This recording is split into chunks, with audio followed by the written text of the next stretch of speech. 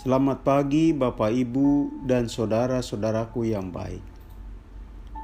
Kiranya perjumpaan dengan Tuhan dan firman-Nya selalu menjadi momen untuk memperoleh kekuatan dan semangat. Kiranya di pagi baru ini kita telah melakukannya. Karena itu, kita bersyukur kepada Allah. Firman Tuhan yang menjadi titik tolak renungan kita diambil dari kitab Efesus pasal 2 ayat 14.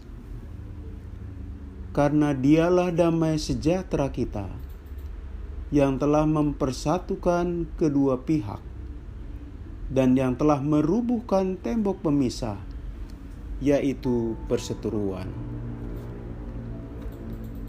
Hidup kita bersama orang lain bisa berjalan dalam harmonis.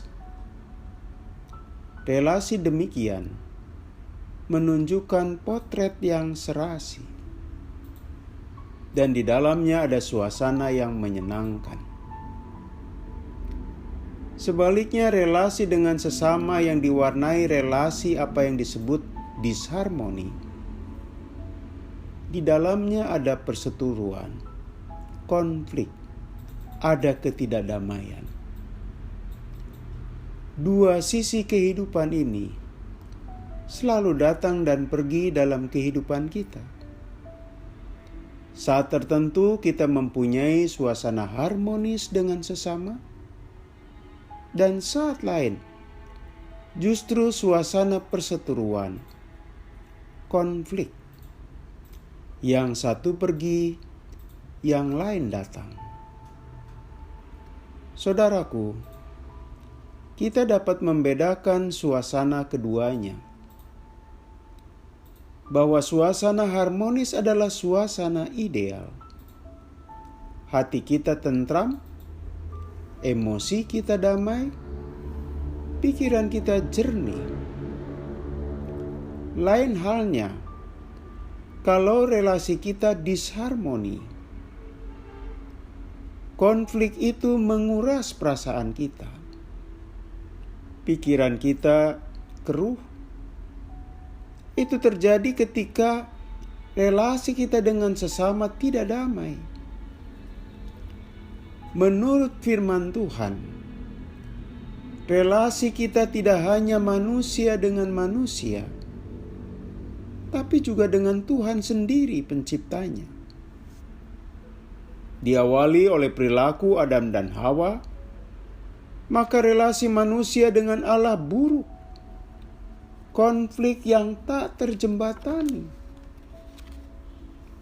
Manusia tidak punya kekuatan dan kemampuan untuk membuat jembatan yang menghubungkan kembali relasinya dengan Allah dalam suasana harmonis. Karena itulah dalam firman Tuhan menyatakan bahwa saat ini orang yang percaya kepada Allah tidak lagi dalam kondisi konflik, tetapi telah mencapai relasi yang harmonis. Dan awal dari perubahan ini bukan berawal dari kita sebagai manusia, melainkan diprakarsai Allah dalam kehadiran Yesus Kristus. Saudaraku, apakah yang dibuat dan dilakukan oleh Tuhan Yesus sehingga konflik itu berakhir, perseteruan itu berhenti? Dikatakan karena Kristus. Kristus yang berkorban, yang mengubah relasi kita dengan Allah. Allah melihat manusia itu sangat berharga dan istimewa. Maka ia tidak mau membiarkan manusia mengalami perseteruan abadi dengan Dia. Saudara-saudara, kita berseteru, konflik dengan manusia saja kita repot. Tadi dikatakan, batin kita tidak tenang, pikiran kita keruh. Apalagi kalau kita berseteru dan konflik dengan Tuhan Allah. Pasti kita akan merasakan suasana yang lebih berat dan buruk. Namun syukurlah, Yesus yang berkorban, Yesus yang memberikan darahnya, mengubah relasi itu, saudara-saudaraku. Atas dasar keyakinan demikian, maka pagi ini kita jangan meruntuhkan relasi yang harmonis. Dan jangan membangun kembali tembok perseteruan yang telah dirubuhkan Yesus. Kita mempunyai jembatan yang harmoni. Pikiran kita tenang, emosi kita tentram, dan seluruh energi kita tidak dihabiskan oleh kelelahan konflik dan perseteruan. Saudaraku, Allah menciptakan damai itu untuk Anda dan saya. Dengan perasaan yang damai, pikiran yang tenang, itu mempengaruhi pikiran dan fisik kita. Selanjutnya, kita yang merasakan indahnya berdamai atau rekonsiliasi dengan Allah, maka kita semestinya selalu hadir dimanapun dengan spirit damai. Jika ada orang yang tengah retak relasinya dengan orang lain, kita hadir untuk merekatkan.